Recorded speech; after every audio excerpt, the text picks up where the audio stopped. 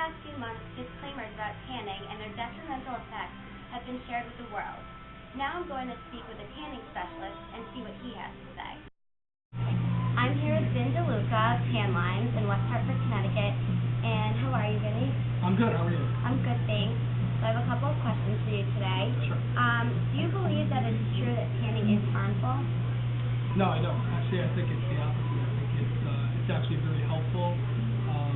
Studies have shown that good amount of vitamin D in the body actually help fight against breast cancer, colon cancer, and also 75% of teenagers and children don't get enough vitamin D, and they're showing that there's bone loss. So actually, vitamin C is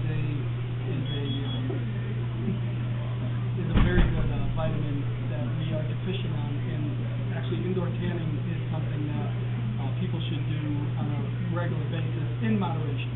Okay, I've actually heard that before, so that's very interesting. Okay, so clearly due to what your answer was to the last question, I'd like to hear what you have to say about this.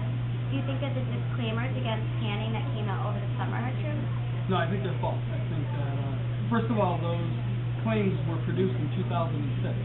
And somebody got a hold of those statistics, and they manipulated the statistics to advocate no tanning. And it's mostly done by the dermatologist community. They spend millions of dollars promoting themselves and putting down indoor tanning when actually they're doing a disservice to the public. Indoor tanning, as I said before, is actually good in moderation. Helps with certain cancers, helps with depression, eczema, helps with a lot of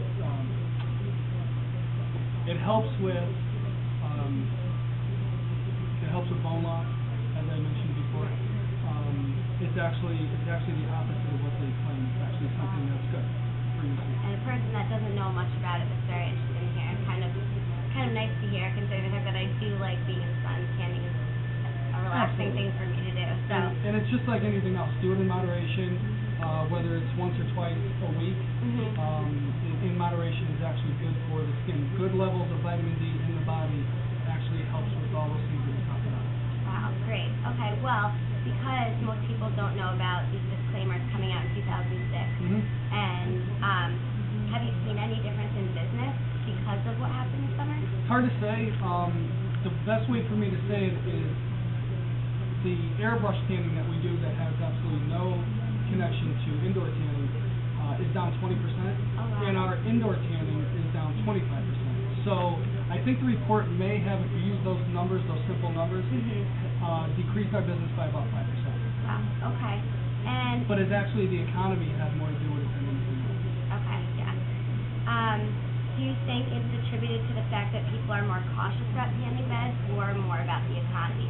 As I said, definitely more the economy. I think that there are a lot of moms and dads out there that would like to see their children not do indoor tanning, but actually, if they knew more about indoor tanning and about outdoor tanning as well, they would actually let their children go outside and play in the sun and go indoor tanning. It's actually, again, like I said, very good for the body. So for the people and parents that don't know about all of this, if you were to say, and they weren't going to believe anything that you said, how could they go about tanning in a safe way? What could they do to be more cautious about it? Well, here's what I tell people is that knowledge is power. There's definitely things on the internet that you can go on and find out more about the benefits of vitamin D. It's there for you. It's a vitamin that we don't get enough of, especially in the northern hemisphere during these months. And a lot of people have issues with skin cancer. Skin cancer is one of the most curable cancer out there, which a lot of people don't know. Colon cancer is not one of the most curable cancers.